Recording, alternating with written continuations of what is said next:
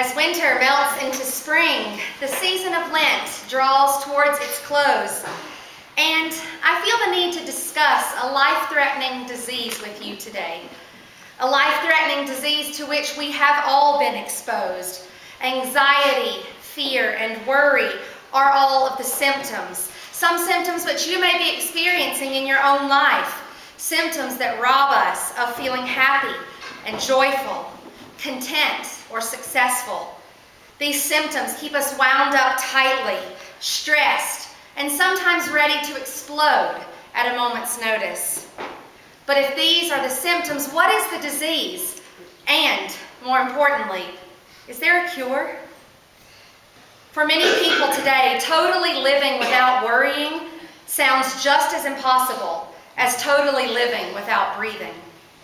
It becomes part of our DNA. It becomes part of the way we see the world, the way we view our own lives and the lives of those around us. We've seen this especially post-flood in our town, in meetings, in emails, and even in Facebook threads. People like caged animals, wound up tight, ready to pounce, feeling the toxic environment, desperate for recovery, worrying about the future, unable to deal with the uncertainty of now. This high-tension environment, especially the environment around the current affordable housing debate, is like a disease. It's a disease that robs us of sunny afternoons in the park with our friends, or hot cups of coffee in the mornings with our neighbors, as we fracture ourselves into groups of us and them, or yes and no. Our politics becomes more important than our relationships. And for me, that is just as dangerous as any life-threatening disease.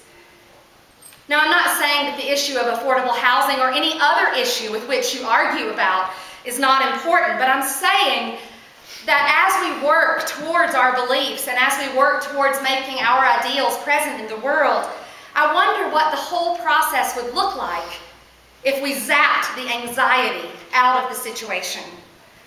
What might it feel like to wake up in the morning completely devoid of any fear or worry? In today's text from the Sermon on the Mount, it seems like Jesus has lost touch with the reality of our modern lives. He says, just watch the beautiful flowers and the carefree birds and let go of all your worries. These suggestions make for a beautiful painting, just like the one on the cover of your bulletin. But what does that have to do with my mortgage and my rent and my taxes and my grocery bill and my gas bill? Jesus must not understand what it's like to live in the modern world. I wonder that many of us think if we don't drag ourselves to work, how are we going to feed ourselves? How are we going to clothe ourselves? If we don't argue and debate about our future, how are we going to be ensured that we have one? I suggest that we try the impossible for a moment this morning together. Let's take an example, maybe an example closer to home than lilies and birds, and let's look around inside of our homes and inside of our church. Look into the faces of all the beautiful children that you saw this morning. Lyons is filled with young families, and the children seem to grow and change at an alarming rate. How are we going to provide for all that they need? It struck me this morning that it seems like a blink of an eye when I was holding my nursing baby. And as I walked into her room this week, she was twirling around in her tutu and looked up and said to me, "I'm dancing."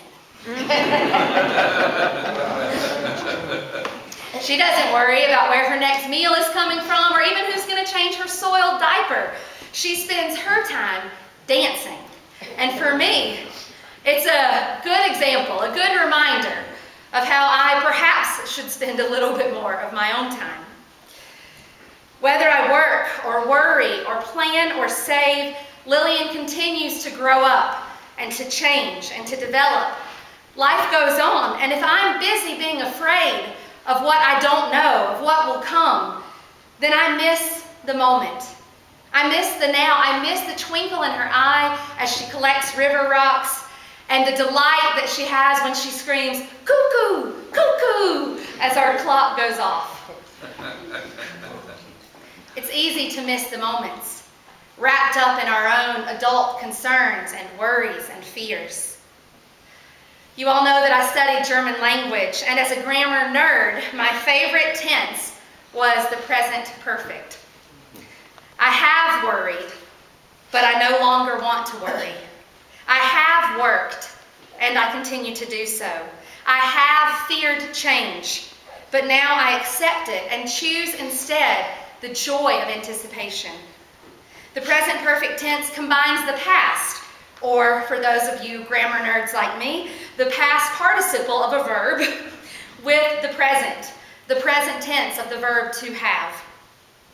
The present perfect perpetuates old habits, and it creates new ones. It can glorify the past or urge us through the present into the future. Mostly, though, I love the reminder that wherever I am right now, in the present moment, is perfect in God's eyes. God can see me. God can fill me and use me anywhere at any time. There's no right or wrong turn in this path. There is only the journey. And we must journey on. And so we might as well release the life-threatening burden of our anxiety, the dis-ease, the disease that our worrying causes us, so that we can enjoy the journey road more. Speaking of disease, what exactly is this diagnosis, if anxiety is its symptom? As Ron reminded us this morning, it's not as simple as trust and worry. It's not as simple as oil and water. Trust comes naturally to some people, but not so much to other people. And it's not about just learning how to trust. It's also about who we trust and what we choose to trust in or believe in. Often today in our highly individualized society, we find it much easier to trust in ourselves, in our plans, in our calculations, in our decisions, in our directions, and our work, rather than in some mysterious, indescribable force outside of ourselves. A generous, benevolent force, eager to give good gifts, pouring out, flowing over in great abundance. That's a kind of relationship that's awkward, that we're not very familiar with. We don't see many examples of that in our world. Especially in the wake of the Enlightenment, when reason and science trumped faith and religion, we often choose to believe more in the seen than in the unseen, to follow scientific inquiry rather than the deep longings of our hearts or our souls. We worship at the feet of knowledge, and we belittle the power of wonder and the delight in not knowing. But if we look at flowers and birds and little children, we understand that they don't need to know in order to be.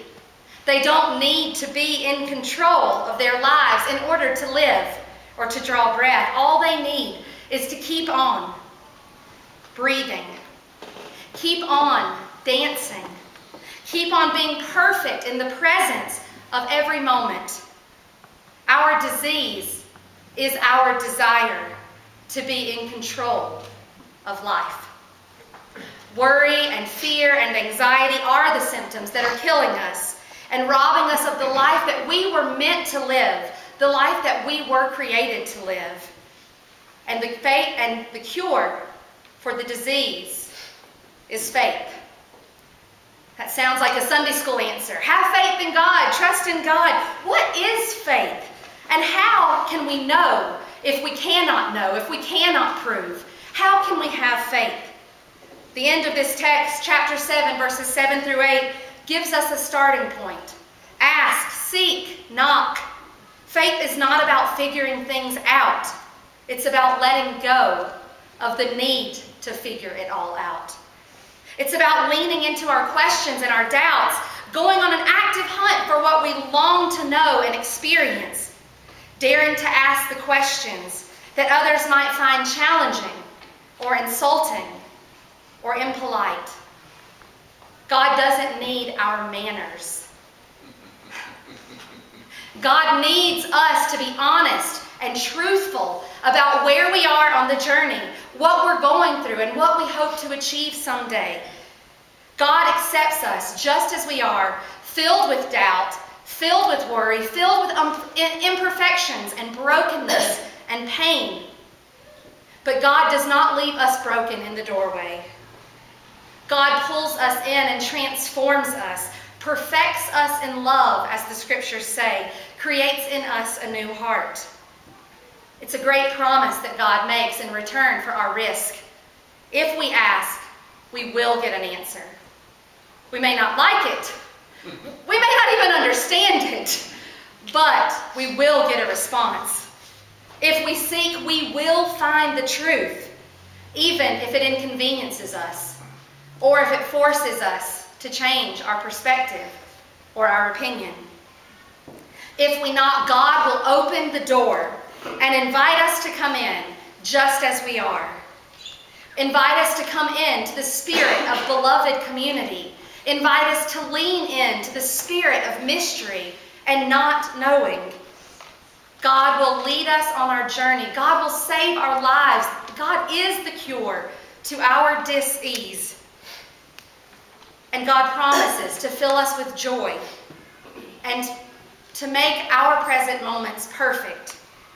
If only we can loosen our white-knuckled grip on our own need for control. Just for a moment, leaning into the everlasting arms of the loving Creator. Amen.